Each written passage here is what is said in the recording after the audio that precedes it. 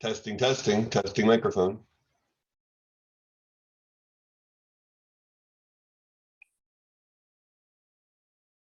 All right.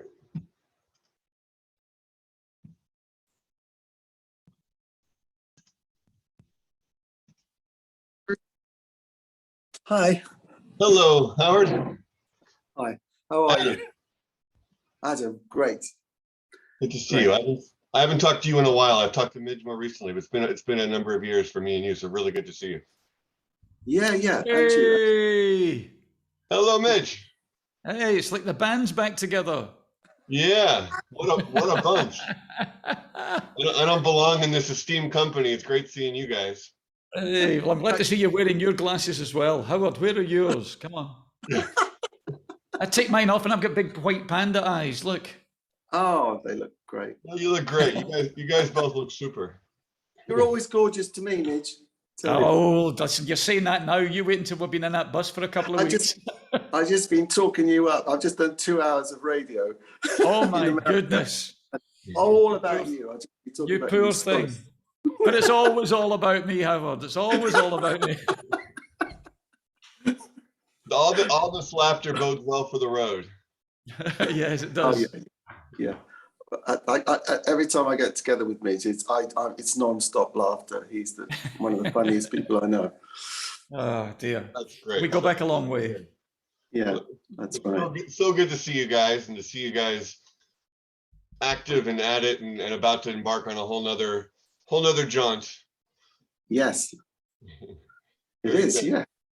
Well, last time I had both of you together, I think it was at the Greek Theater here in town years ago. One of those big review shows. We talked outside in the redwoods, and that was a treat. That was a while ago, and I know you guys go way back together, so this is a pleasure. Oh no, it's good. This is great. It's great. I remember chatting to you. Yeah, it was outside. It was the the Bowl in Hollywood, not the Hollywood Bowl, the other one, the Greek Theatre, wasn't it? The Greek. That's what it was. Yes, that was a great night. It was a fantastic night that night. Yeah. You guys never do a bad show. You guys always give it 100% plus every time you're on stage. So I think the fans are in for a treat. Everyone coming out to see you guys. First of all, just talk about this match kind of made in musical heaven. You two friends joining up this year. Why was this the right time to kind of team up and hit the road again together? Well, it's my honor to have Midge on tour with us. It's so great. It's a bit of a dream, really, because we have been friends for a long time, and so I don't have many. Unlike Midge, I don't have many friends in the business, and Midge is one of those people. So that's why it's going to be so good. We're all on the bus together, so it's going to be great. Can you imagine? Can you imagine? Yeah. The same likes and interests when you're on the road. You're going to be hitting the same coffee spots in the morning, or do both of you stay up the same hour at night? Have you worked those kind of things out? Well, that's probably an age thing. How late we can get. We're probably going to compare slippers on the bus or something. You know what? This will be a whole new experience for us, because although we've toured together, we've never actually travelled together. And when you're in a touring situation like we're going to be in, touring in a bus, and you're in it for a good 6 weeks, I think it is. That's when the real demons will come out. That's when you really find out what each other's like. So yeah, I've got no idea what happens. I don't even know. Yeah, Howard and I have had coffee. The last time I was down at your place, Howard, you made me a lovely coffee from your fabulous coffee machine. So maybe we do have similar tastes in taste. Yeah. Yes, I think so. No, I mean, it is a pretty hectic tour. There's like 6 in a row and things like that. So probably early to bed.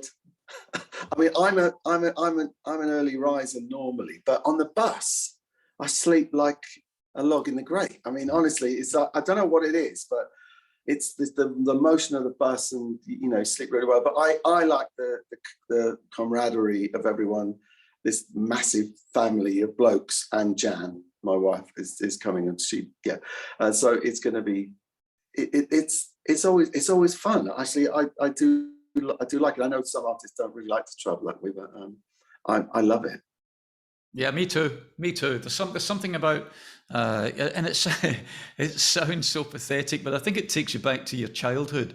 There's something about getting into your little bunk and closing the curtain and having your Yeah. light on and your Yeah. iPad and all of that stuff. Yeah. And there's Yeah. something really cozy and intimate. It's a hiding place on wheels. That's what it is, isn't it? And I know, Yeah. Howard, you have the band. Midge, you have, I think, your band in a box, as I saw your post today. So you're bringing along the sounds and you're getting some help, but it's all going to sound great. Just talk about what we can expect musically. First from you, Midge. I mean, people are coming expecting the hits, but I know you're always working on new music. You always have new things going on. What's this tour going to be like for you? I think it's always interesting being the opening act. So I've been tweeting telling people to get there early.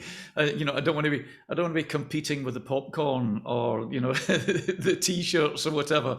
So it's always difficult being the opening act, and especially for a crowd that may not know me very well. So I try and keep it hit led. I try and keep it as difficult for Howard to follow as possible. So just fill it full of as many hits as I've had in that space of time.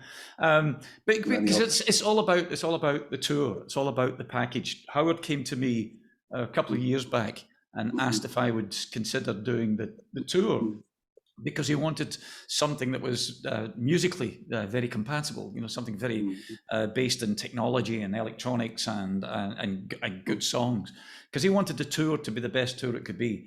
And I take that seriously, so I will do my best playing the stuff that people will probably recognize, rather than go out there and unlike doing your own show where you can do the instrumental pieces and you can do the odd album track. This will be something that's kind of, fun packed.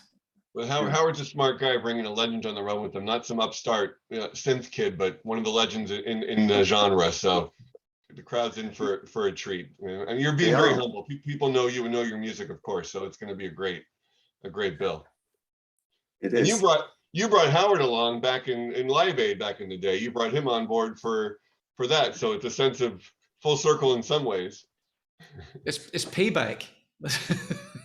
That's what it is. It's payback. You know what? It's we've done this quite a few times now over the years. Sure. We did it many years ago in the 90s, and that was great fun. That was fabulous. So anything for Howard, I'm more than happy. I even dressed up in the mummy costume for him in his last tour to come on and surprise him on stage. But hopefully I won't be doing that this time. I'll be wheeling myself on in a wheelchair or something. Oh, no. And Howard, people know your music and expecting the hits, but you also have a great new record coming out, and all these songs singles have been unleashed, and you're as relevant and current and now as ever. So how great is it to have new music to also deliver on the road? Yeah. I mean, like me says, you have to be a little careful with. I won't be playing the whole album. That would, I'd be stretching it a bit. But I'm playing three new numbers that sort of suit the live thing, and then playing the hits. But because I've got Nick Beggs with me and Robin, and we do like a trio acoustic tour as well. We're going to do a section in the middle where it's just the three of us and do some of the songs in an acoustic way. So I sort of have a break in the middle from the banging electronic noise. Yeah. So it's like but I mean, I'm so excited about playing these three new songs, because they sort of come to life when you start playing it live. They really sort of start flowering, and it's great. In fact, I played a brand new song at the festival we did on Saturday, which you're not really supposed to do at those 80s things. No, it hasn't even been released. But I just said, it's a song called Celebrate It Together. So, we've been locked down for so long, and we've been through a pandemic. Let's celebrate being together, and we survived. And I think just the sentiment of that people really, really got. So I think you have to be brave sometimes, and play those new songs. How joyous is this after this? And Midge, we've talked about this, and you kept busy during the pandemic and all that, but to be now be back on the road, and you guys have been doing some shows, and Midge, you've been out there. How great does it feel to kind of, you've dusted that off, all that, the cobwebs of that, and kind of the anxiety of that, and you're back with people. Just maybe Howard first, just how great to be with people again and to be celebrating again. Yeah, it is absolutely fabulous. But you hit on it there when you say anxiety, because there is an anxiety when you haven't been doing it for a while. You think, can I still do this? Have I still got a voice? You know, because we're singing, you know, all the time. I know, is it still going to be there? And then when you get out there and it is there, and there's the people and people, the audiences are so happy to be back, you know, hearing live music, and they realize how much they missed it. And so it's just a fabulous atmosphere, more than ever. And you feel like, wow, well, you know, this may not have happened. So we have to be grateful we can still do it, you know. Yeah. No, it truly feels extra special. Like I've been to a lot of shows this last year, and I've also hosted some gigs with artists and stuff like that. It feels in some ways even better and different than ever. There's like this sense of camaraderie. There's this emotion that maybe wasn't there before in the same way. Just what's that like for you, Midge, to feel that energy from the crowd? It just must feel special as an artist to know you've been doing it great from your house, and you keep that thing going, and you know what you're doing, but still. It's Howard says, it's something that none of us ever thought we'd stop from doing. You know, this is something that we've been doing since we were kids, you know, playing in front of people, performing live. It's 50% of our creativity is going out and performing, not just writing in the studio. And to have that taken away from you is devastating, you know. And as Howard says, you do kind of doubt yourself. You know, the voice is a muscle. You know, it's a muscle, and it has to be exercised and has to be used. And I have to say, the first time I went back in and did a rehearsal with the band after about a year and a half of not doing it, I sounded dreadful. I sounded like I'd eaten gravel. You know, it was really bad.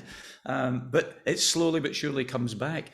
So the idea of going back out again and doing something that's not only fun, but something that's important. You know, music isn't a luxury. You know, live music is a necessity. You know, we need that buzz. We need that sound. We need that thump in our chests. You know, as an audience member, but as a musician, absolutely, it's a must. You know, so it's an absolute joy just to think about talking. And we're actually talking about something that's going to happen, because we've all had things that have been postponed for the last couple of years. So yeah, getting out in front of an audience is going to be fab. And you have such emotional anthemic songs, a lot of them, that the audience really feels and you feel. Just talk about that emotion at the end of a night like that, when you've done the show the way it should be done and you've taken the audience on that journey. How do you feel after a show still at this stage? You know what? I don't think the nerves of walking on stage go away, and I don't think the elation of having a great night, of those magic moments that sometimes don't happen, but sometimes everything just gels and you feel it, and it's just wonderful. That doesn't go away. And I think if Howard's probably thinking the exact same thing. If it stopped being that, then you're just painting by numbers. You know, you're just walking through the process for the wrong reasons. And I think audiences aren't stupid. Audiences can tell if your heart is in what you're doing, because they feel it, they see it, you know, they sense it. So yeah, it's there's nothing better. If you could buy it in a bottle, you know, we'd all be buying it in a pharmacy somewhere, taking that wonderful feeling that you get, you know. Yeah, well, that's why people come to the shows, because that always rubs off, and it's such a great feeling. And Howard, your songs are always full of such positivity and little life lessons that stick with audiences for generations, really. And now to have new songs that carry on that same vibe, what's that like? And just talk about the direction of the new music and where you're going with that. Yeah, well, I kind of set out to write songs that would be like cheerleading songs, that, you know, when you hit a brick wall in your life, like everyone does on a regular basis, if anyone's like me, that a piece of music can really lift your spirits for that 3 minutes, that 4 minutes, and you can get over the next hurdle and see the future and be hopeful about the future. I've stuck that. It's not that I don't know depression, and it's not like I don't know hard times. I'm very, very like everyone, familiar with that. But I wanted my songs to be those, to be there for that moment when you feel like you need a boost, and you need somebody to say, come on, you can do this, you can get over this. And so I've carried that on, and particularly with the new album, when we'd all been locked down and couldn't go out, couldn't see our friends, we couldn't play live like Midge and me, and confidence saps away. So I wanted to put a good dose of that in the songs, but I couldn't do it during the pandemic because I didn't feel like that. So I waited, did all the music, and then in the last few months, I've when things have turned out to be getting much better, to sort of write the lyrics and and try and be as positive as possible. For sure. You guys going to compare fashion on the road? Is there a time every day on the road you're going to look and see what the other's going to be wearing on stage? Maybe those days have gone. Not for me. I think the big, see, Howard doesn't have to go through the same kind of daily routine that I do, with my clippers, and well, he's only got one side of his head that needs a bit of clipping. But he's got everything else. I'm not sure we'll be robbing each other's wardrobes. That's just taking it a bit too far. That becomes a bit of a slumber party rather than a tour. Hopefully not. You guys both still look great, though. That's for sure. I must say, I find myself becoming more extreme as I get older. So I realize it's like a real part of me I love dressing up. Like, I have to admit it. And my most extreme outfit, I think I wore on Saturday, which is like pretty much full scale neon. And really bright colors. I mean, we're on in the middle of the day, so there is an excuse for it. Otherwise, they won't see you on the stage. But I do really enjoy that side of it. Yeah, it's like part of the fun for me. And like people going, "What is he wearing?" Like, yeah, that's the result. That's the result I want. And you've been known for your hair over the years and all your cool looks, Howard, for sure. And people love that. So you're always looking good. And Midge, other than people missing your mustache, you've always just had kind of classic style, I think. Yeah, I think I think I dress like my persona. I think I'm the guy in black in the background. It just seems to be who and what I am and where I feel comfortable. So there will be no real fashion statement at all. The statement's all going to be in the music. In the music. That's it. At least you got that going well for you. And speaking of music, talk about the new stuff you're working on and what we can expect in terms of. I know you have a lot of stuff down the pipeline. Yeah, like as Howard says, the pandemic wasn't the best time, and the lockdown wasn't the best time for people to create. It gave you plenty of time to do it, but not necessarily the tools to create. I write miserable enough songs as it is without having to write more through a depression and a pandemic. But I've been working on a new album, and I have done for the last few years to follow up Fragile. But I've also finished. I've just completed a whole instrumental album, which I'm very proud of. I've always dabbled in instrumental music. Every album's always had something on there, but I've never done a complete body of work. So I've done that and thoroughly enjoyed the process. It's kind of like taking a weight off your shoulders. Like as Howard said, you can work on the music without having to think about the lyrics. So get the music to tell the story. And that was a new experience for me. So I've done that, and that's been fabulous. Can't wait. Yeah. Well, listen, both you guys, you're both the best at what you do, and it's such a treat just to look at both of your faces, and looking forward to the shows coming up. And you guys are truly the best, and really enjoy talking to you. Oh, it's an absolute so pleasure. much. Thank you. Having us. Hopefully see you in person in a couple of weeks. Yeah. Definitely. Okay. Definitely. Yeah. Safe travels. Good luck with everything. Thank you. Let's see. Thank you. Mitch, are you going to stay